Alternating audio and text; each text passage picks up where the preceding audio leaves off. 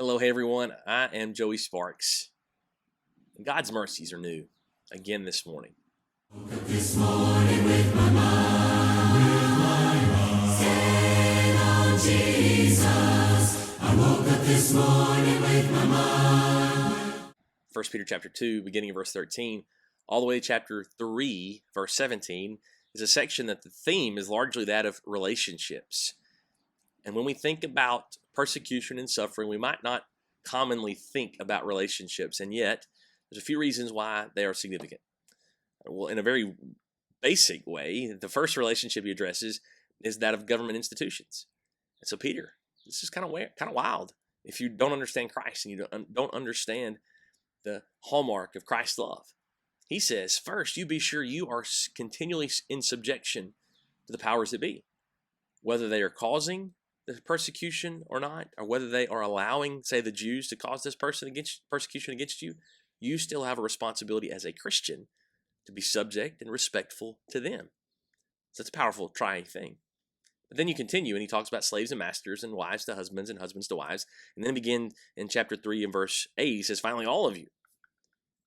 So what he's addressing is several different relationships, and there's probably some background reasons for that. And number one is that stress and rejection can lead us to turn against one another in these moments of stress. Maybe you've seen that during the past 15 months of this pandemic or some other times in your life. When stress, when suffering can really strain some relationships. And so we need to be sure that we're aware of some principles that will help bring us together instead of causing the rejection or the persecution to split us apart. But number two, we also just need each other. The stress, the rejection, the persecution that happens can put so much personal stress on us that we need some other people. We need to all be in this together to help one another bear the load. That's very real too. So he addresses all these relationships and how we should respond in these specific ways. So 1 Peter chapter 3, beginning verse 8, finally, all of you have unity of mind.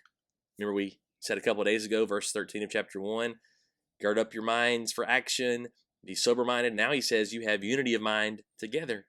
So you've got multiple mindsets all coming together. You have sympathy, you have brotherly love, you have a tender heart, and have a humble mind. There it is again. Do not repay evil for evil or reviling for reviling, but on the contrary, bless.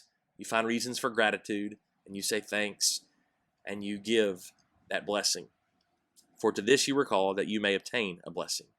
The more grateful we are, the more united we are, the more God continues to bless us in all things. And so we need each other.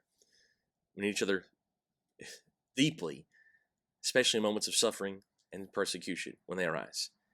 Then he quotes from Psalm 34. For whoever desires to love life and see good days, let him keep his tongue from evil, from his lips from speaking deceit. Let him turn away from evil and do good. Let him seek peace and pursue it. For the eyes of the Lord are on the righteous. His ears are open to their prayer, but the face of the Lord is against those who do evil. It's powerful when you think about what he's saying here. Do we want to love life? Do we want to see good days? Don't kick the government out. Don't pretend that somehow persecution is going to go away. No. You instead turn to yourself in self-control. And then in that self-control, you turn to your brother and you lock arms and you hug and you sing and you pray and you worship and you dwell in that unity of mind that's brought together by Christ.